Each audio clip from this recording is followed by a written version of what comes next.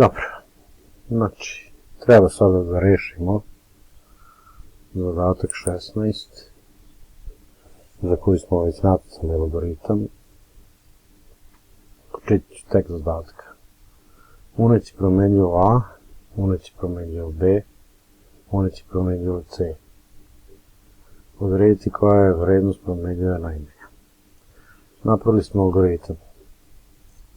Hajde sad da napravimo program u Scratchu. Znači, na početku imamo da kada kliknemo na zastavicu pokrećemo program. Sada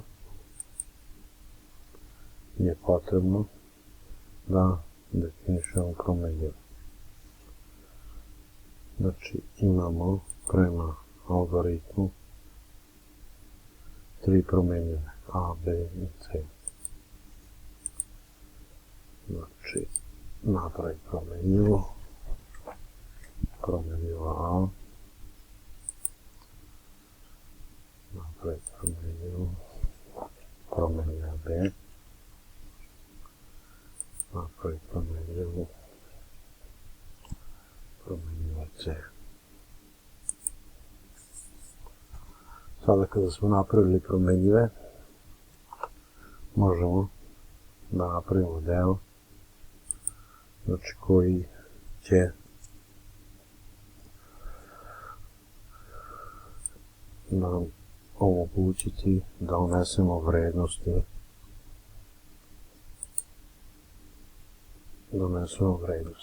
Znači, unesi A,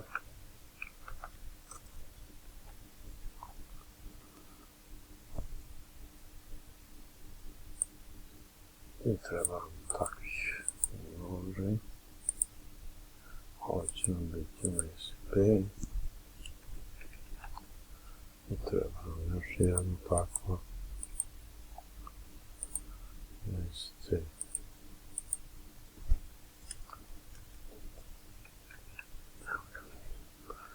Kada imamo da unesemo i čekaj, onda treba da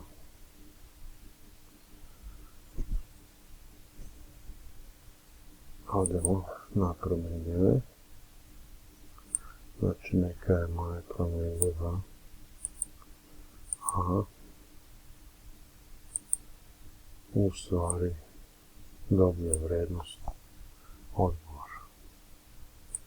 Sada imam unesi B i čekaj, pa ću imati isto ovo, možda ću ga još jedan put za C, znači imao sam unesi A i čekaj odgovor, neka je A odgovor, unesi B i čekaj, neka je B dobije vrednost odgovor.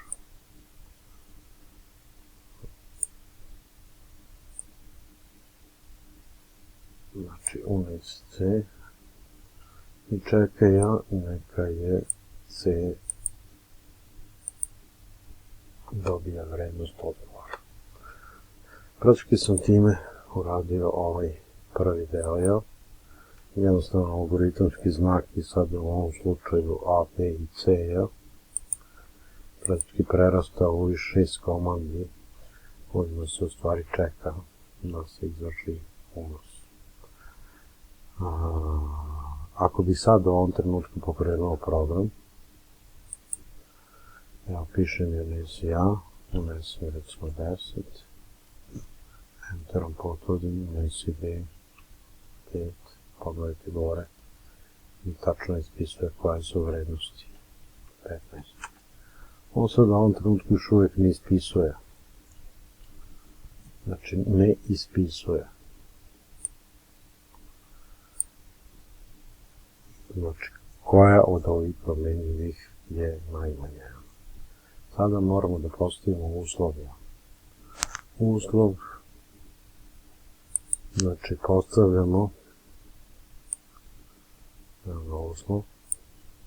Ovo nam je taj prvi uslov. Evo nam prvi uslov. Prvo se pitamo da li je A manje od B.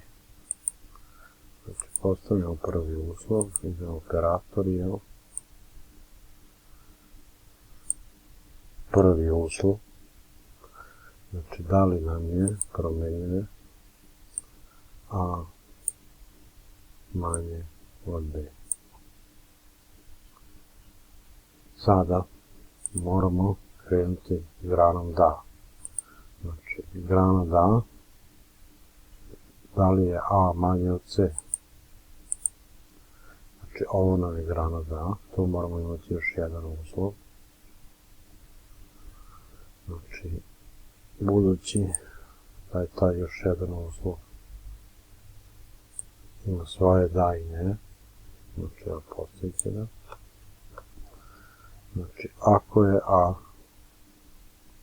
manje od B, onda mi uzmemo na drugi uslov. Da li je A manje od C? Znači, sad idemo opet među operatora, da li je A manje od C? Znači, da li je A manje od C?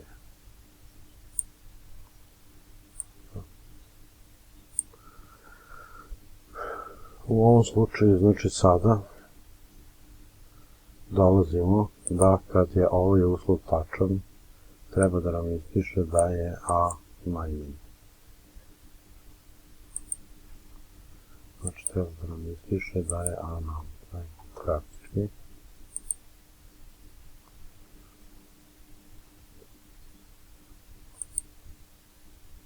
Znači, treba da nam ispiše da je A manje.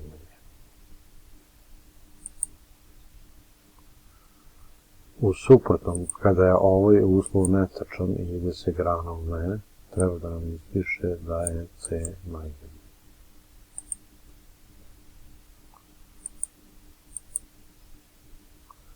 Znači, treba da nam ispiše da je C manje.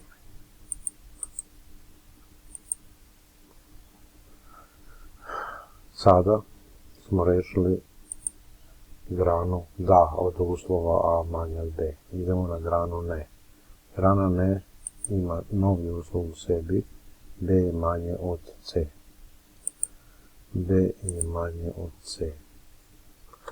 Moramo oći opet na upravljanje i znači uspostaviti taj neki novi uslov.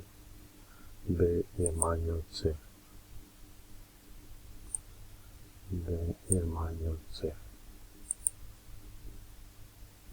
Znači, B je manje od C. Kada je B manje od C, znači grana da, ovdje je B najmanje. Znači, ovdje je B najmanje.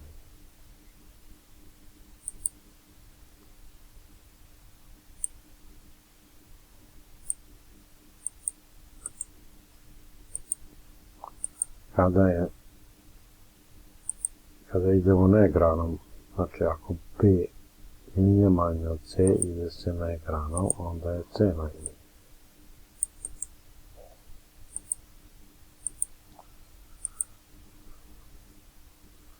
Znači, C manje.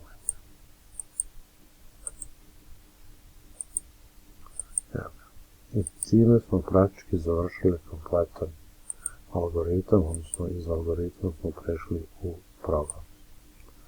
Sada je potrebno startujemo program, i ajde idemo. Znači, za A ćemo uneti 15, za B ćemo uneti, B, 10, za C ćemo uneti 5. Evo, ispisao nam je, C je najmanje. Idemo ponovo. Hajde sad da napravimo da nam B bude najmanje. Znači, A ćemo staviti 15, B ćemo recimo staviti 5, C ćemo staviti 10. Evo, ispisao nam je da je B najmanje. Hajde sad da proigramo varijantu kad je A najmanje. Recimo neka A bude 5, B neka bude 10, a C neka bude 15. Evo, ispisao nam je da je A najmanje. Znači, algoritam radi pod svim mogućim uslovima. I dobro radi. I kad je A najmanje, i kad je B najmanje, i kad je C najmanje. Ovaj zadatak uraditi i podeliti, dati mu ime. Zadatak 16. Zadatak 16. Snimiti ga. Objaviti,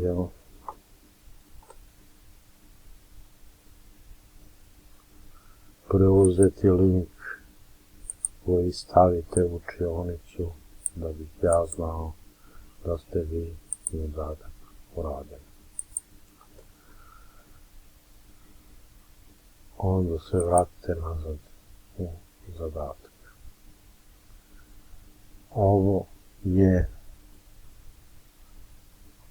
bilo rešenje zadatka broj 16 koji je karakterističan po tome da unutar jednog uslova imamo dva druga uslova. Ponavljam, svaki uslov unutar sebe može imati n uslova, znači neograničen broj uslova ili poduslova. Uslov može imati uslov, uslov može imati uslov, uslov može imati poduslov, poduslov može imati podpoduslov i tako neograničeno koliko god nam je to potrebno. Nadam se da je ovo jasno. Hvala.